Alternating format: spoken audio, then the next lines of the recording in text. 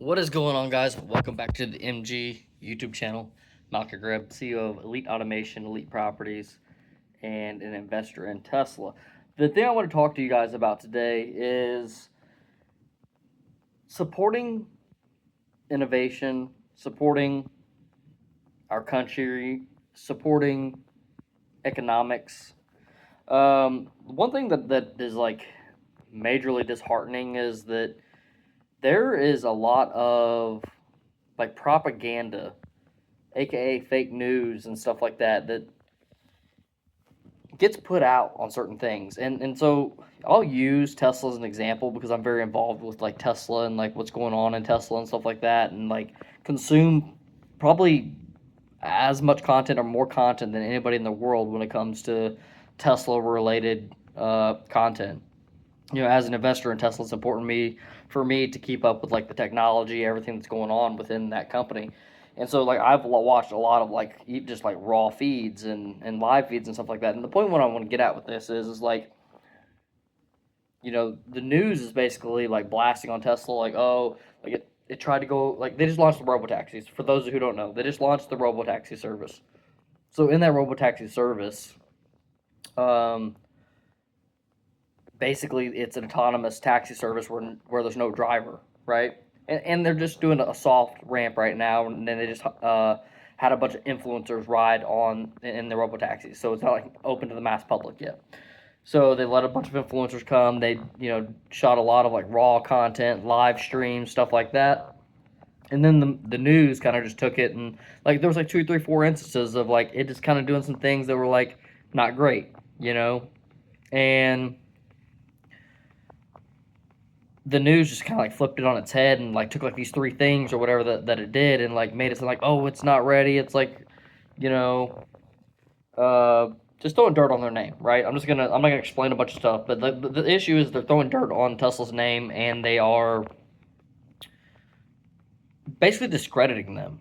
They've done one of the most biggest feats in the world that has never ever been done, and they're being shit on.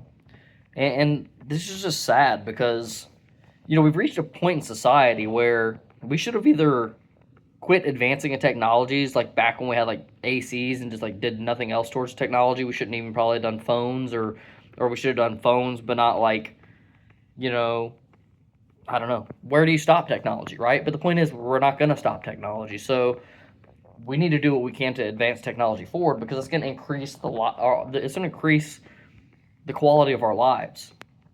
The same way that we can video chat somebody, or that you can watch this video today and I can shoot it off my phone, wasn't doable 10 years ago. The fact that, um, gosh, so many different things that we can do. The fact that we have ACs in our houses and stuff, right? That's like crazy. Like it's super hot outside right now, and I mean, think about people living without ACs and stuff. Now we're coming into a new era of technology where you're going to have robo taxis. They're going to take you wherever you want to go, and you won't even have to worry about driving. You don't have to worry about driving no more. So that means multiple different things. You can take a nap while you're driving. You can travel longer distances. And so, like, that's one of the big things that I wanted to kind of call out too, is like, just like, we're going to be able to take a nap and then like wake up at the beach. We're going to be able to take vacations. We're going to be able to like watch Netflix, or like do like something productive while we're riding to work every day, right? So why would we try to slow down this technology? Why would we try to put negative light on that, right? And then, another big thing that's there is like, I voted for Trump, and um,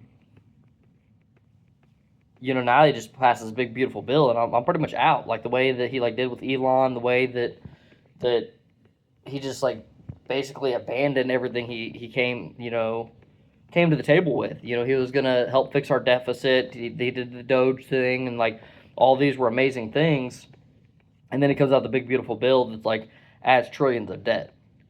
I voted for Trump and had hope in Trump because I felt like he was like the first president that was ever going to make an actual impactful change. Now I just feel like he's just another politician. I mean, I feel like this is how most of them end up being, and it's like how do we keep? And this is like the other primary reason why I wanted to make this video, is like how do we keep allowing politicians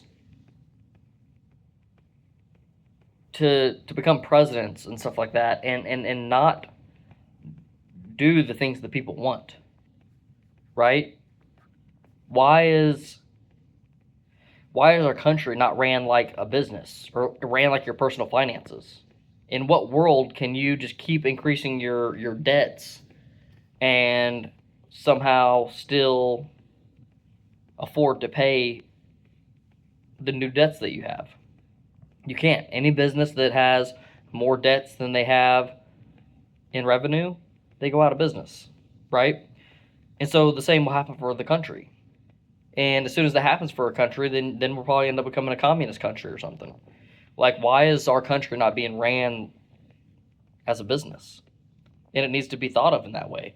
However, the caveat to that is, and this is why the technology thing is also in the same video, is like we're getting into a weird place in human life where once we have AI, once we have like the autonomous vehicles, once we have humanoid robots, we might reach a point where like work is gonna actually be like your blue collar jobs, and there's not gonna be any like something like data analysts and stuff like that. Like it's not gonna be a thing. Investors won't necessarily be a thing because the AI will be able to invest so good that you just have the AI investment. Or again, money may not even be a thing because there'll be very, very few things that are gonna need jobs, right? And so like when I say that, it's like it's gonna be hard for a humanoid robot to do things like residential construction, like hanging drywall, putting up studs, framing doors, like all these things, right? Shingling roofs. However, that might also change as well. We might go to more of a manufactured home type of way of living where things are developed more like trailers, and then we build them in a manufacturing facility and then ship them to where they're going to go. If the whole entire dynamic of the society changes, then we might just change the way that we go about doing things. If we have all these automated ways of doing things, not even just as a business, as like a society, and we're trying to, let's say, eliminate all need for work, then how do you do that? Well, you have to find a way to manufacturing that thing in a way where it's automatable, right? And